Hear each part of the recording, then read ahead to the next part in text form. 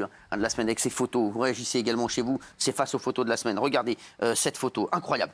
Regardez, un guetteur condamné à 12 mois de prison pour avoir collé son sexe sur le visage d'une policière est suffisant. On va rappeler ce qu'est un guetteur pour nos téléspectateurs. C'est un jeune qui, en gros, est là pour voir si un trafic de stupéfiants peut se tenir convenablement et prévenir les trafiquants de l'arrivée de la police. Et qu'est-ce qui s'est passé ? Eh bien, il a été arrêté. Non, mais qu'est-ce qui s'est passé ? Raconte-nous l'histoire. Ah oui ? Ce guetteur très jeune a été interpellé à Marseille. Alors, il s'appelle Mohamoud. Oui. Et il a été interpellé lors d'une banale interpellation de guetteur le 10 décembre dernier.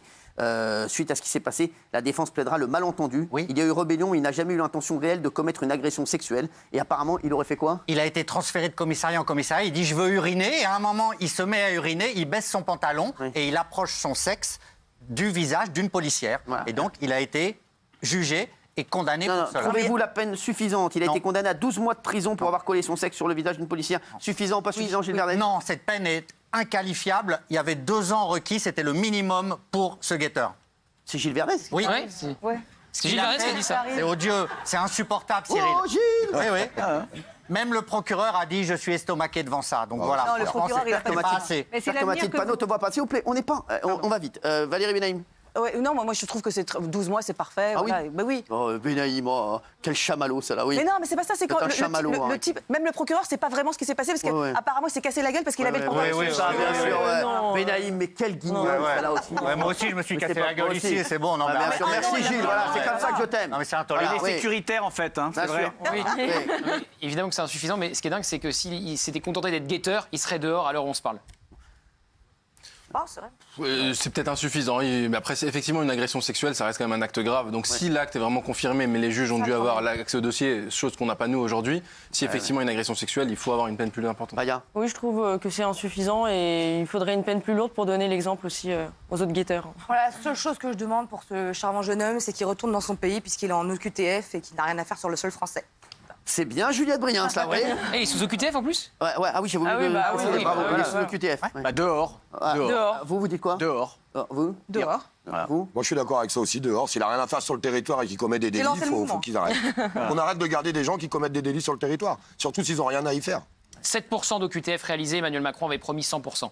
Juste un Il y chiffre a comme ça au 4, passage. vous diriez dehors ? Moi, je préfère qu'il fasse sa peine. J'aurais préféré qu'il fasse 2 ans de Ah oui, prison c'est nous qui plutôt qu'on payons. l'expulse. Voilà. Il va le faire, il va le Qui c'est faire. qui Je paye les préfère de la peines, c'est prison nous. à l'OQTF immédiat. Il peut la faire Verdez, chez lui. dehors. Merci C'est nous beaucoup. qui paye tout ça.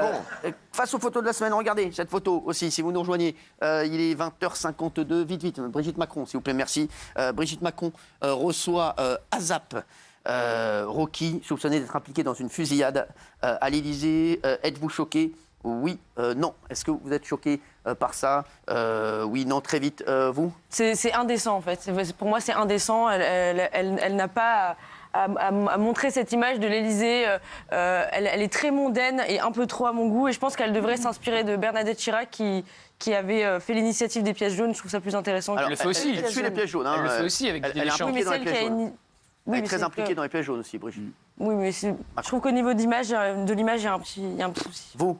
Bah, si ce monsieur est effectivement soupçonné de fusillade, il n'a rien à faire à l'Élysée, évidemment. Vous pensez vraiment ? Vous pensez qu'elle le savait ? Ah, ça, j'en sais rien. Je pense pas, moi. Je Ouais, pense c'est que- possible. Elle est bardée de pense qu'elle conseillers quand pensait même. que ASAP C'était continue. Rihanna, la star. Il est venu en tant qu'accompagnant de Rihanna. Exactement, c'est le mec de Rihanna. Je sais même pas s'ils ont compris, mais bon. Voilà, c'est le mec de Rihanna. Après, l'important, c'est que ça ramasse de l'argent pour les pièces. Donc pour vous, ça vous choque pas ?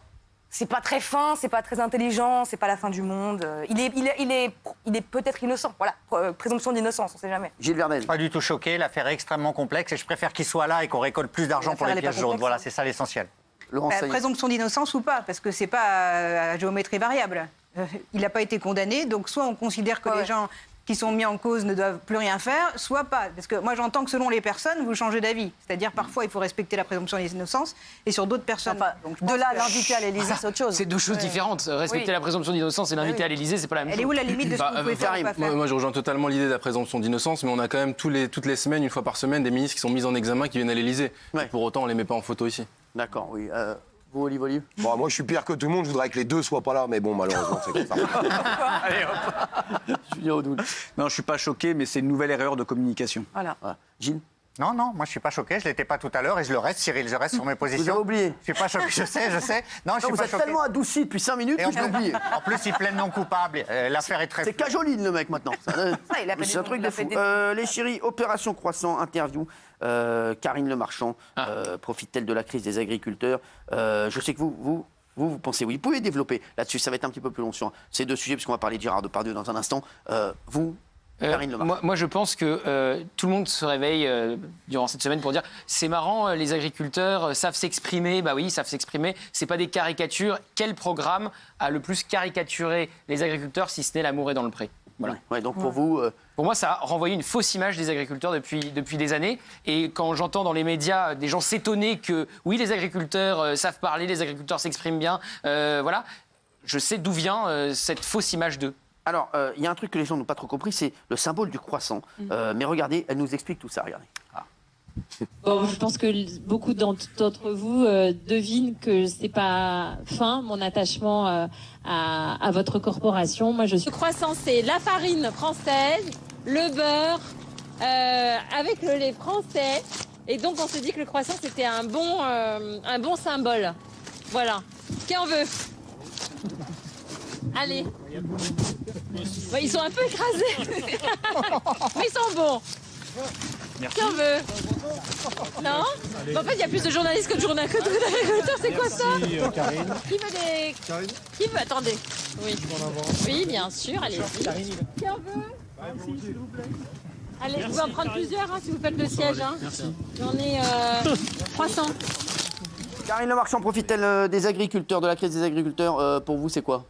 Moi j'aime beaucoup Karine Le Marchand, mais alors là, ridicule. D'ailleurs, il manquait plus qu'un hélicoptère de la télé.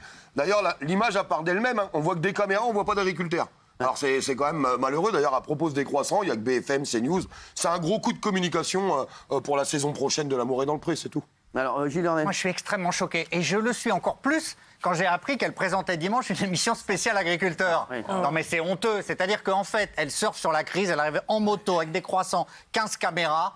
Je ne sais pas si elle est sincère ou pas, mais pour moi, c'est le buzz pour le buzz. Je suis extrêmement choqué. On a presque l'impression que c'est une femme politique en déplacement. C'est indécent. Vous, Laurence? Indécent, il ne faut peut-être pas exagérer. Mais en tout cas, ils n'ont pas besoin d'elle pour avoir des médias.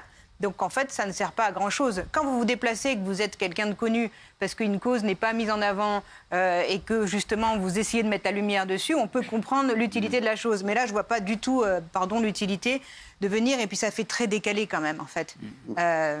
Julien? Oui, ce qui est dérangeant, c'est qu'elle n'a rien à proposer aux agriculteurs. Elle vient avec les... C'est le François Hollande des agriculteurs. Non mais franchement. Elle vient avec ses caméras, c'est très joli, c'est très gentil. Il y en a beaucoup qui s'émeuvent du sort des agriculteurs, qui n'en avaient jamais parlé avant. Là, c'est vrai que les agriculteurs n'ont pas besoin d'une présentatrice qui va récupérer l'attention médiatique. Ils ont besoin qu'on parle de leurs difficultés. Ils ont besoin aussi de responsables politiques qui changent leur situation.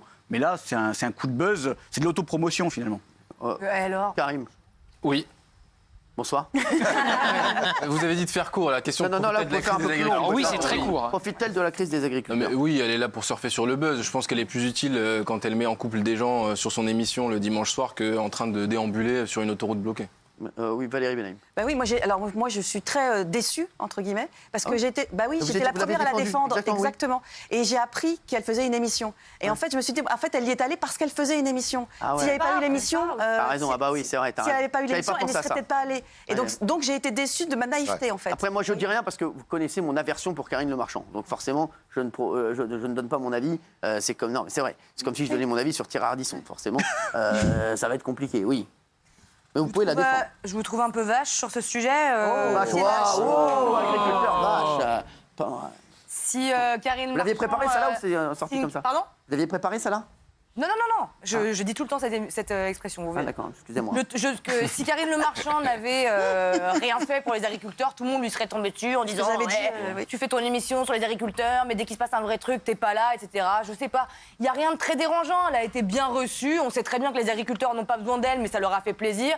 Pour une fois qu'une personnalité s'engage pour autre chose que du féminisme de bonne femme ou que sais-je, je trouve que c'est sympa et je vous trouve un peu dur. Parce que c'est souvent pour les bonnes femmes, le féminisme. Ouais, mais voilà, pour une fois que ça change de sujet, qu'elle s'engage pour une autre cause, je trouve que c'est pas très grave et que ça fait de mal à personne. Et je suis le seul à penser que cette émission a faussé l'image des agriculteurs et les a caricaturés. Moi, ça me touche beaucoup les... Ah bon? Carla. Oui, moi je trouve qu'en fait, elle aurait pu se servir de ce moment pour justement sensibiliser les gens à la cause des agriculteurs. Mais là, je trouve que même le fait qu'elle distribue des croissants, je trouve ça un peu... ça fait un peu Marie-Antoinette, quoi. Ouais. J'ai l'impression que c'est la citadine, la petite parisienne qui va voir avec son petit sachet comme ça. Et moi, je trouve que c'est plus du mépris ou de la caricature plutôt que de la vraie aide.